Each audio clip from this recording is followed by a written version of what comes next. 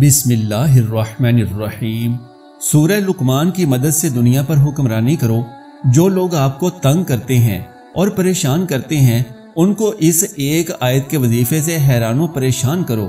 لوگوں کا دل جیتنا چاہتے ہو، لوگوں کے دل میں اپنے لیے عزت اور احترام پیدا کرنا چاہتے ہو، لوگوں کو اپنی مرضی کے مطابق چلانا چاہتے ہو، لوگوں سے اپنی کوئی خاص بات منوانا چاہتے ہو، یا اگر کوئی ظالم آپ کو تنگ کر رہا ہے، آپ پر ظلم و ستم کر رہا ہے اور اس سے اپنی جان چھڑوانا چاہتے ہو، تو سورہ لقمان کی اس ایک آیت کا وظیفہ کر لو۔ حضرت لقمان رحمت اللہ علیہ نے اپنے مالک کی زندگی کیسے تبدیل کی، کیسے ایک دنیا دار انسان کو دین کے راستے پر چلا دیا اور پھر وہ شخص صلحائے وقت میں شمار ہونے لگا۔ ناظرین کرام، قرآن اللہ رب العالمین کا پاک کلام ہے۔ اس دنیا کے تمام علوم ایک طرف رکھ دیے جائیں اور دوسری جانب قرآن پاک کی صرف ایک آیت رکھ دی جائے تو وہ آیت اس دنیا کے تمام علوم پر بھاری ہوگی۔ یہی وجہ ہے کہ ہمارے پیارے نبی رحمت، نبی دو جہاں، نبی آخر الزماں حضرت محمد صلی اللہ علیہ وآلہ وسلم نے قرآن سیکھنے اور اسے دوسروں کو سکھانے پر بہت زور دیا ہے۔ آپ صلی اللہ علیہ وآلہ وسلم کا فرمان علی شان ہے کہ تم میں سے بہتر شخص وہ ہے جو خود بھی قرآن سیکھے اور اسے دوسروں کو سکھائے۔ لہٰذا قرآن کی آیات کو سیکھنا اور ان کے وظائف سے اللہ رب العالمین کے سامنے اپنی حاجات پیش کرنا عین دین اسلام ہے، قرآن و احادیث سے ثابت ہے۔ پیارے ناظرین، آج کی اس معلوماتی ویڈیو میں سورہ لقمان کی ایک آیت کا وظیفہ بیان کیا جا رہا ہے، اور یہ ایک آیت بھی مکمل نہیں پڑھنی بلکہ اس کا کچھ حصہ پڑھنے سے ہی آپ پوری دنیا پر حکمرانی کرنے والے بن سکتے ہیں، دوسروں کے دلوں میں اپنی عزت اور اپنا وقار پیدا کر سکتے ہیں، اور آپ کے ایسے کام جو بگڑے ہوئے ہیں یا مشکلات کا شکار ہیں اپنے ان کاموں کی اس وظیفے کی مدد سے حل کر سکتے ہیں۔ سورہ لقمان قرآن پاک کی ایک انتہائی خوبصورت سورہ مبارکہ ہے جس سے حکیم لقمان نامی ایک شخصیت کا وجود ثابت ہے، جسے اللہ نے حکمت عطا کی اور کہا کہ اللہ کا شکر ادا کرو۔ اس میں حکیم لقمان کے نسب اور خاندان کی بابت تو کوئی ذکر نہیں کیا گیا، البتہ اس میں ان کے حکیمانہ معقولات کا تذکرہ ضرور ہے۔ تاہم قدیم تواریخ اس امر کی گواہی دیتی ہیں کہ اس نام کا ایک شخص سرزمین عرب پر موجود تھا۔ قصص القرآن میں حکیم لقمان کا زمانہ 3000 قبل مسیح قرار دیا گیا ہے، لیکن بعض مفسرین و مورخین انہیں حضرت داؤد علیہ السلام کا مصاحب بتاتے ہیں۔ اس طرح ان کا زمانہ 1100 قبل مسیح کے لگ بھگ بنتا ہے۔ بہرطور اہل عرب حکیم لقمان کو ایک مشہور شخصیت تسلیم کرتے ہیں اور صحیفہ لقمان کے نام سے ان کے حکیمانہ اقوال کو قدر و منزلت کی نگاہ سے دیکھتے ہیں۔ ابن جریر، ابن کثیر اور سہیلی جیسے مستند مورخین کی رائے ہے کہ مشہور لقمان حکیم افریقی النسل تھے اور عرب میں ان کی آمد بحیثیت غلام ہوئی تھی۔ ابن کثیر کے بقول لقمان نبی نہیں تھے اور نہ ان پر وحی نازل ہوئی۔ قرآن مجید کی کسی صورت میں بھی ایسا کوئی اشارہ موجود نہیں جو لقمان کے نبی یا رسول ہونے پر دلالت کرتا ہو۔ البتہ ابن اسحاق نے وہب بن منبع کی روایت سے حضرت ابن عباس کا یہ قول نقل کیا ہے کہ وہ نبی تھے مگر رسول نہیں تھے، لیکن بیشتر علماء سیر ابن اسحاق کی اس قول سے اتفاق نہیں کرتے۔ روض الانف اور تفسیر ابن کثیر میں لقمان کا شجرہ نسب لقمان بن عنقا یا سار ابن سندون درج ہے۔ حکیم لقمان کی دانائی ضرب المثل ہے۔ کہتے ہیں کہ ایک مرتبہ وہ کہیں جا رہے تھے کہ سڑک کے کنارے ایک مسافر کو بیٹھے دیکھا۔ مسافر نے حکیم لقمان کو آتے دیکھا تو دریافت کیا، کیوں جناب، کیا آپ بتا سکتے ہیں کہ میں یہاں سے شہر کتنی دیر میں پہنچ جاؤں گا؟ حکیم لقمان نے مختصر سا جواب دیا، اپنی راہ لو۔ مسافر نے دوبارہ عرض کیا، جناب والا، آپ نے شاید میرا سوال نہیں سنا، میں تھکا ماندہ مسافر ہوں، میں یہ پوچھ رہا ہوں کہ یہاں سے شہر کتنی دور ہے اور میں وہاں کتنی دیر میں پہنچ جاؤں گا۔ حکیم لقمان نے پھر وہی جواب دیا، میاں کہہ تو رہا ہوں اپنی راہ لو۔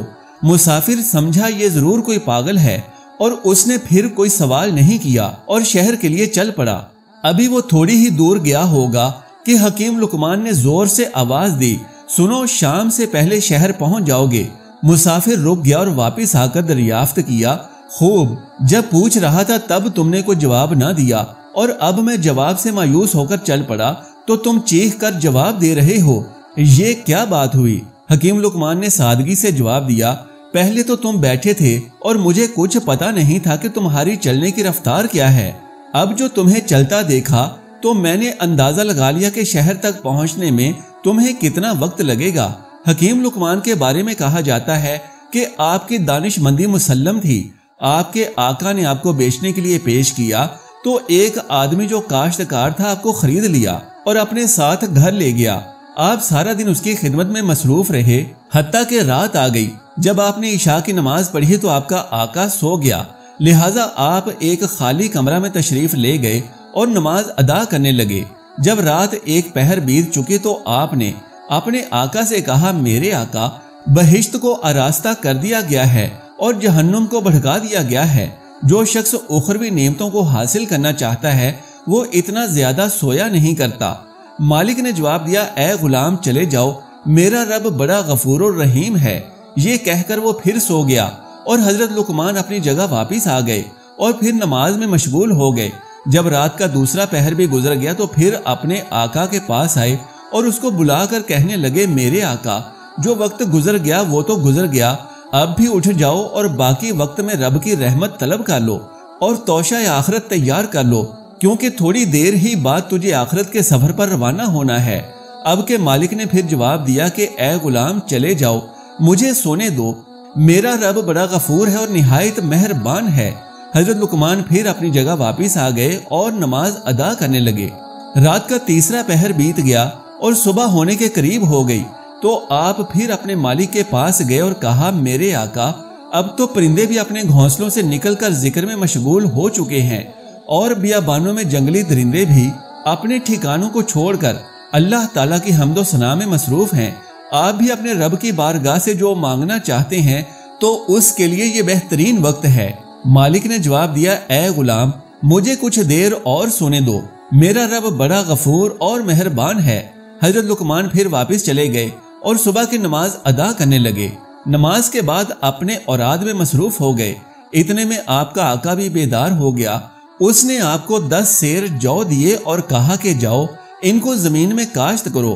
حضرت لقمان وہ جو لے کر اپنے پڑوسی کے پاس گئے اور جو اس کو دے دیا اور اس کے بدلے میں باجرہ لیا اور زمین میں باجرہ کاشت کر دیا۔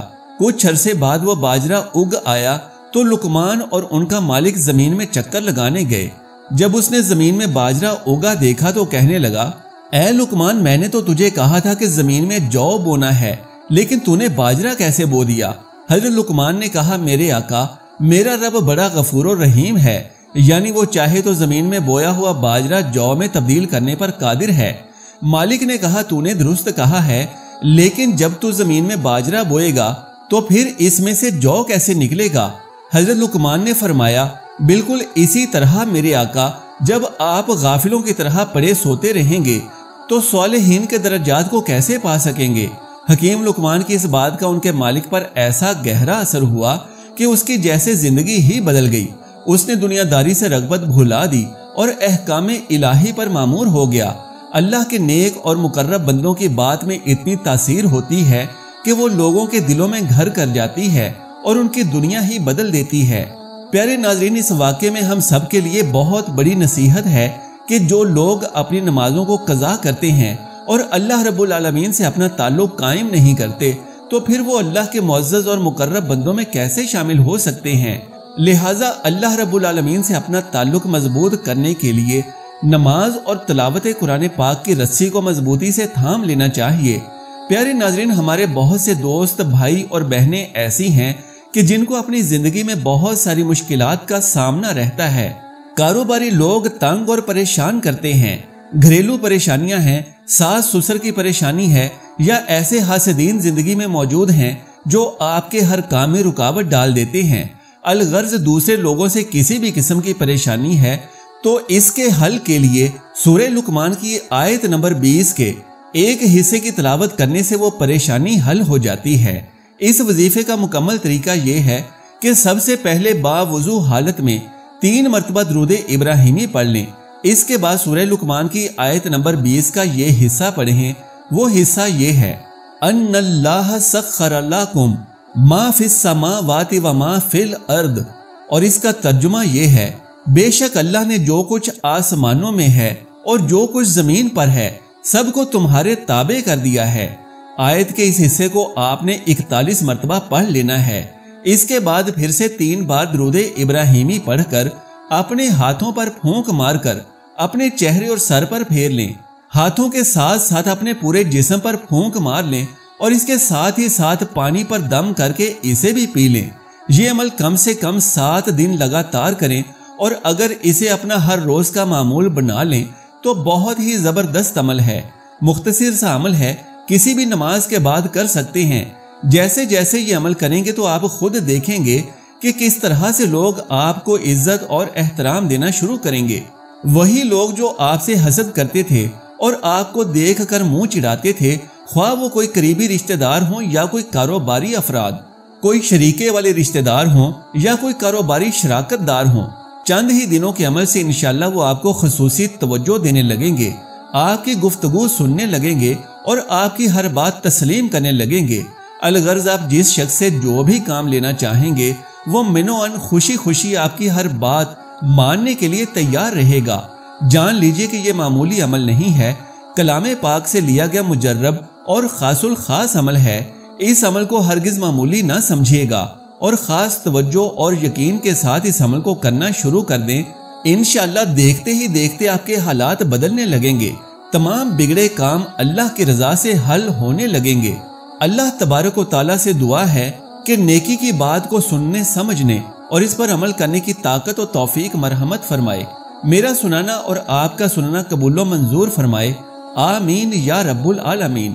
ناظرین محترم، آخر میں درخواست ہے کہ میری آج کی اس معلوماتی ویڈیو کو لائک اور شیئر کر دیجئے اور میرے اسلامی و اصلاحی چینل کو سبسکرائب کر لیجئے۔